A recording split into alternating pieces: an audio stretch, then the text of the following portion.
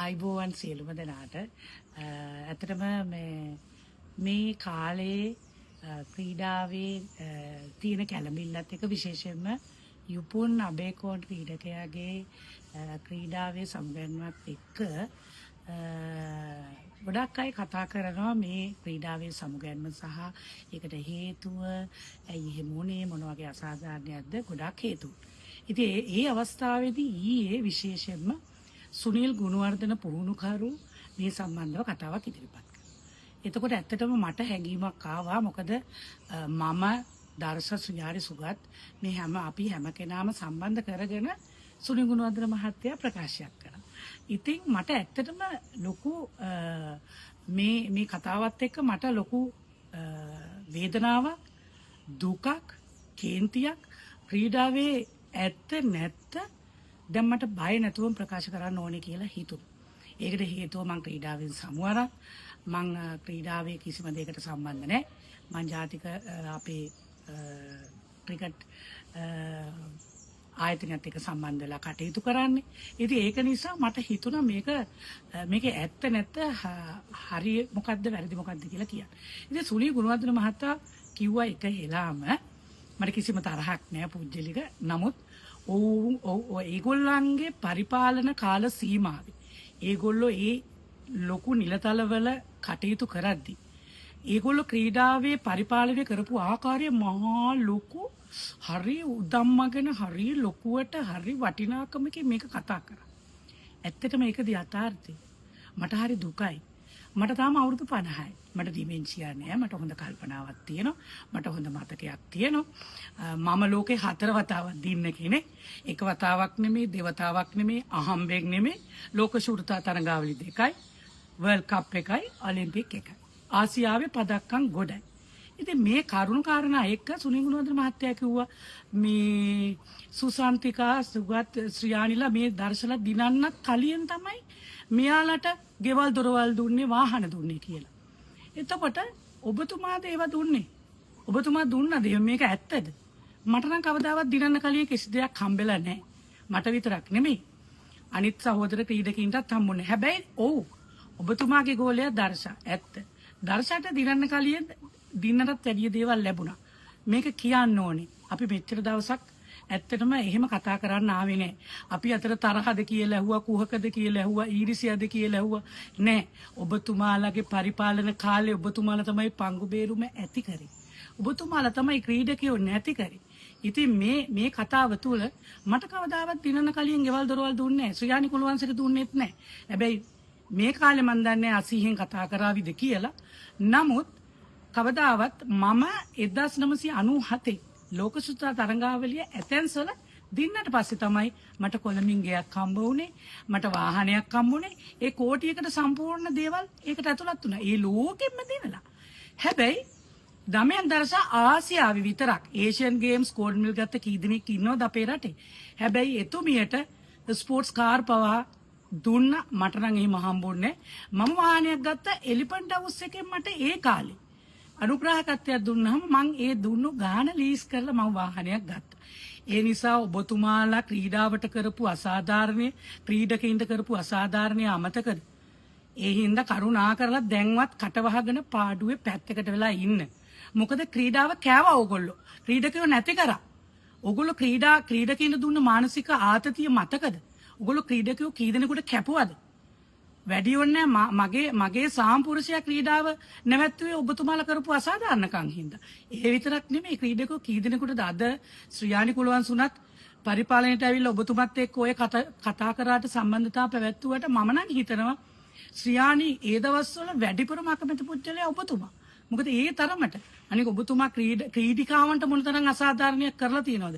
ක්‍රීඩිකාවෝ ක්‍රීඩාවෙන් සමුවරන් තියනවද ඔබතුමා නිසා?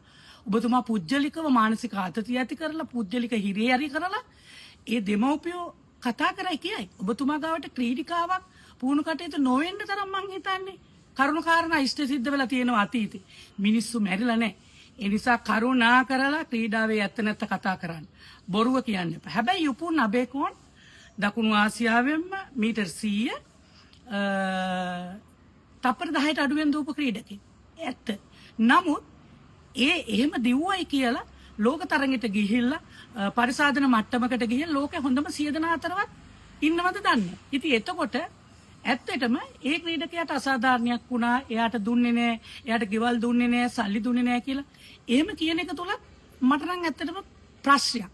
මොකද හේතුව ඒ අපේ කාලේ වුණත් අපි පදක්කම් අරගෙන අපි ලෝක මට්ටමේ දින්නාම තමයි අපිට ඒ වගේ අවස්ථාවන් ඒ වගේ තැන් ලැබුණේ.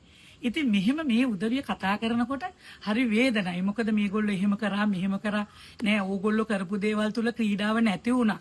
හැබැයි මම ඕන ප්‍රශ්නයකට මුහුණ දෙන කෙනෙක්. මට ඒ ඕගොල්ලෝ දුන්න අභියෝගම තමයි ශක්තියක් උනේ. ඕගොල්ලෝ දුන්න ප්‍රශ්නම තමයි මට ශක්තියක් උනේ. ඕගොල්ලෝ කරපු අඩන් තෙට්ටම් මාව නැති කරන්න හැදුවා. නොයෙකුත් ප්‍රශ්න ඕගොල්ලෝ එවකට මට ප්‍රශ්නයක් ඇති වුනහම වලදාරියෙක් ඕගොල්ලෝ තමයි කෙටෙව්වේ. ඒ වගේ දේවල් කරලා ඕගොල්ලෝ මුළු ක්‍රීඩාවටම අසාධාරණයක් කරලා අද මේ ක්‍රීඩාවේ කිසි දෙයක් නොකරපු ගානට ඕගොල්ලෝ තමයි වස විස මේ සියල්ලක් මේ ක්‍රීඩකයින්ට බෝ කරේ. ඒ න්‍යාය තමයි දැන් මේගොල්ලෝ ගෙනියන්නේ. ඒ නිසා මම කියනවා ඇත්තටම වර්තමානයේ ක්‍රීඩා ඇමතුමා හරිම සාධාරණයි. මොකද මම බලන් ඉන්නවා, මට දැනෙනවා, අපිට ඇහෙනවා, පේනවා ක්‍රීඩාවට පුදුම විදියට උදව් කරන්නේ. ඒක නිසා බලන් ඉන්න බැරි මිනිස්සු මට හිතෙනවා ඒක විවිධාකාර විදියට විවේචනය කරනවා. ඇත්තටම මට දැන් ඕගොල්ලෝ කරයි කියනවා. දැන් ඔයා සුනී ගුණවර්ධන මහත්තයා කියනවා යුපුන් ක්‍රීඩකයා මේ ඔලිම්පික් පදක්කමක් දිනන්න පුළුවන්. මේ බලාපොරොත්තු තියාගන්න පුළුවන් කියලා. ඔබතුමානේ මම 2000 ඔලිම්පික් තරඟෙට ගියාම කණ්ඩායම් භාරවේ ඉඳලා අර රැස්සිං වලදීත් ඔබතුමා නිකන්වත් කිව්වද මගේ ඉස්සරහදී සුසන්තිකා දැන් අවසාන වටේට එట్లా ඉන්නවා පදක්කමක් ගන්න යන්නේ අපි ඔක්කොම උදව් කරන්න ඕනේ. ඔය කටින් කිව්වද? ඔය කටින්ද දැන් කියන්නේ යුපුන්ට පදක්කමක් ගන්න පුළුවන් කියලා. එදා මම දුවන්නේ ඉන්නේදී ඔබතුමාට කියන්න පුළුවන් වුණාද? හැමෝම ආශිර්වාද කරන් සුසන්තිකාට ශක්තියක් වෙන්න. සුසන්තිකා දිනන්න යන්නේ කියලා. නෑ. ඒක නිසා මතක තියාගන්න. ඔයාට 75ක් ගියාට මට තාම 50යි. මට හොඳ කල්පනාවක් තියෙනවා. ඕගොල්ලෝ ක්‍රීඩාවේ කරන්න පුළුවන් සියලු නැස්පැත්ති කරා. සියලු අසාධාරණකම් කරා. සියලු අකටයුතුකම් කරා. එවන් කාලයක එවන් ජයග්‍රහණයක් ලැබපු මට ලංකාවේ තැනක් දුන්නේ ශමිත සිල්වා ක්‍රිකට් ආයතනයේ ඒ සියලු දෙනා මම මේ වෙලාවේ ආඩම්බරයෙන් සිහිපත් කරනවා. මට මගේ දරුවෝ දෙන්නත් එක්ක අභිමානී ඔලිම්පික් ලෝක පදක්කම් ලාභිනියක් හැටියට ජීවත් වෙන්න මට අවස්ථාව උදා කරේ. මට විතරක් නෙමෙයි. සමස්ත ක්‍රීඩාවේ දිනපු අපේ ක්‍රීඩකෝ කී දෙනෙකුට කෝටි ගණන් දුන්නා. කාටවත් මන් දන්නේ මතකයක් තියෙනවද කියලා ස්තුති කරන්නවත්. මට කළගුණ මතක තියෙන ක්‍රීඩිකාව. ඒ විතරක් නෙමෙයි යුපුන්ට ඩොලර් ලක්ෂයක් දුන්නා. ඕව අමතකද? එතකොට එවැනි උදව් කරපු මිනිස්සු ඉන්නේ නැද්දි ඕගොල්ලෝ ක්‍රීඩාව නැති කරලා කටකයිවාරු ගහන්න එපා. හරි වේදනයි. මොකද අපි ජීවතුන් අතර ඉන්නවනේ. ඒ නිසා තමයි මම මේකට හඬක් නගන්නේ. ඉතින් ක්‍රීඩාවට ඇත්තටම මේ වර්තමානයේ තියෙන තැන ඉහළයි. අද වර්තමානයේ ඔලිම්පික් කමිටුවේ මේ මලල ක්‍රීඩාවේ සිද්ධ වෙන දේවල් ඇත්තටම නිහතමානීව සංසුන්ව සතුටින් බලන් ඉන්න පුළුවන්. ඕගොල්ලෝ වැරදි ආදර්ශ, වැරදි ආකල්ප ක්‍රීඩකයන්ට අසාධාරණකම් කරලා තවත් ගෙදරට වෙලා කැඳකෝප්පයක් බීලා කරපු වැරදි, කරපු දුෂ්ටකම් අඩුම තරමේ අනේ දැන්වත් අපි පිනක් කරන්න ඕනේ කියලා හිතින් හිතලා වැඩ කරන්නේ නැතුව මිනිස්සුන්ට ওই විදියට කතා කරන්න එපා. තමන් කරපු දේවල්, තමන් කරපු වැරදි මතක තියාගන්න. මට හරි වේදනයි මිනිස්සු බොරුව රජ කරන්න හදනකොට. චරිත සහතික එපා. මාව ඇත්තට විවේචනය කරන්න. මම දින්න වගේම තමයි මං ඇත්ත කතා කරනවා. ඇත්ත තිත්ත වෙයි. ඒකට ප්‍රශ්නයක් නෑ. මට කාගෙන්වත් ලකුණු එපා. කවුරුත් හොඳ නාම තියන්න එපා. ක්‍රීඩාවේ උත්තරීතර අනාගතය, මේ උත්තරීතර වර්තමානයේ, ඒ වගේම ඒ සියලු ජයග්‍රහණ වලට මේ ලැබෙන උදව් මේ යන විදිය හොඳටම ප්‍රමාණවත්. හැබැයි මම විශ්වාස කරනවා මේ වර්තමාන පරම්පරාව සෝෂල් මීඩියා එකත් එක්ක මේ නිකන් අපි open championship, Asian games, Asian championship කොච්චරක් අපි ගියාද පදක්කම් ගෙනාවද? ඒව අපි කවදාවත් එහෙම දාලත් නැහැ කියලාත් නැහැ. රූපවාහිනියෙන් පත්තරෙන් දැනගෙන තියෙනවා.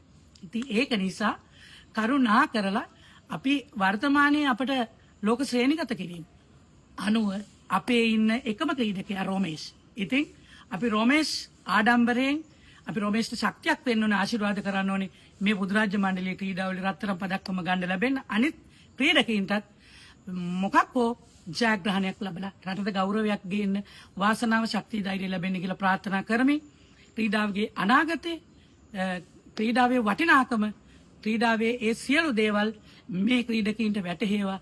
ඇත්ත මෙයයි. සියලු දෙනාටම ජයෙන් ජයම අත් වේවා කියලා මම ප්‍රාර්ථනා කරනවා මම සුසන්තිකා ජයසිංහ ක්‍රීඩාවේ නාමයෙන්